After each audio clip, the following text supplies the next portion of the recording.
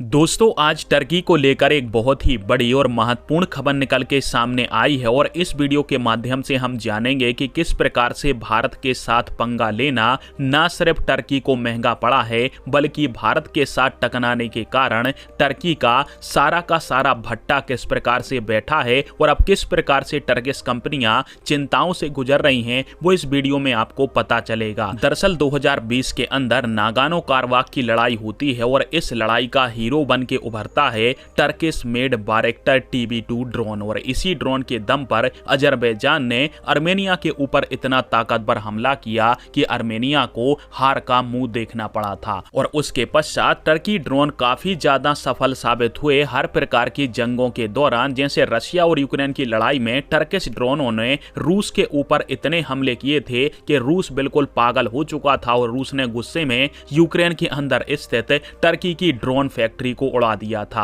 परंतु वो कहावत है कि जब गीदड़ की मौत आती है तो वो शहर की तरफ भागता है, तो वैसे ही जब टर्की को अपना बंटाधार कराना था तो इन्होंने भारत के साथ पाकिस्तान की लड़ाई में अपने ड्रोनों को पाकिस्तान को देकर अपना सत्यानाश करवा लिया है। दरअसल सबसे पहले आप सभी स्क्रीन के ऊपर आर्टिकल पढ़िए, जिसमें पाकिस्तान के डिफेंस सूत्र ऐसा बता रहे हैं कि भारत पाकिस्तान की लड़ाई में भारत ने इस प्रकार का जबरदस्त हमला किया कि हमारे टर्किश मेड ड्रोनों के भारत ने धज्जियां उड़ाकर रख दी। खास करके जब टर्की के बायरक्टर TB2 जैसे ड्रोन भारत के आकाश तीर जैसे एयर डिफेंस सिस्टमों से टकराए तो भारत के एयर डिफेंस सिस्टम ने 100% सटीकता के साथ इन टर्की के ड्रोनों को मार गिराया और इससे टर्की की डिफेंस इंडस्ट्री को एक बहुत बड़ा झटका लगा है, क्योंकि टर्की जो अपने ड्रोनों को एक प्रकार से सुपर पावर बताता था और यह बोलता था कि इन ड्रोनों को कोई तो मार के गिरा ही नहीं सकता है, उनको भारत के स्वदेशी एयर डिफेंस सिस्टमों ने मार गिराया।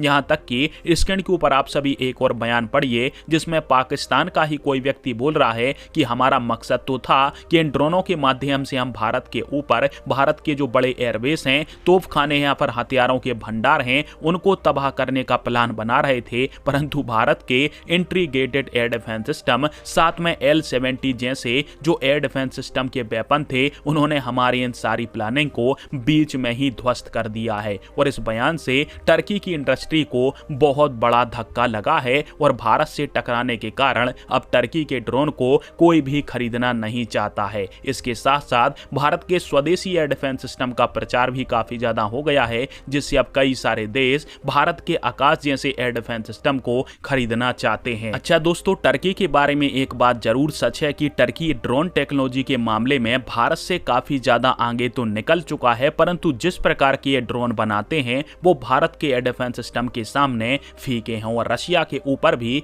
यह ड्रोन तभी सफल हुए थे जब ये चुपके से रशिया के चलते हुए काफिलों के ऊपर हमला किया करते थे और उसमें रशिया को नुकसान उठाना पड़ता था, क्योंकि रूस के पास एयर डिफेंस सिस्टम जब एक्टिव नहीं होंगे तो इन ड्रोनों को रोकेगा कौन, और तभी से टर्की अपने आप को ड्रोन सुपर पावर समझने लगा था। परंतु बाद में एक रिपोर्ट ऐसी भी आई थी जिसको हमने अपने चैनल के ऊपर कवर किया था कि रशिया फिर गुस्से में आकर इतना गुस्साया था टर्की के ऊपर कि एक महीने में 10,000 ड्रोन मार गिराए थे रशिया ने। और इसके पीछे रूस ने अपनी स्ट्रेटजी बताई कि कभी भी काफिले को लेकर चलो तो उसके साथ एक एयर डिफेंस सिस्टम जरूर एक्टिव होना चाहिए, अन्यथा ये ड्रोन काफी ज्यादा हानिकारक साबित होंगे। और फाइनली रशिया और यूक्रेन की लड़ाई से भारत ने जो कुछ भी सीखा है उसका इस्तेमाल जब टर्की के खिलाफ हुआ और टर्की के ड्रोन जब भारत के एयर डिफेंस सिस्टमों के सामने आए तो उन्होंने पहले ही हार को कबूल लिया, जिससे टर्की को इस समय बहुत बड़ा झटका लगा है, क्योंकि टर्की अपने इन ड्रोनों को अफ्रीका, मिडिल ईस्ट और भारत के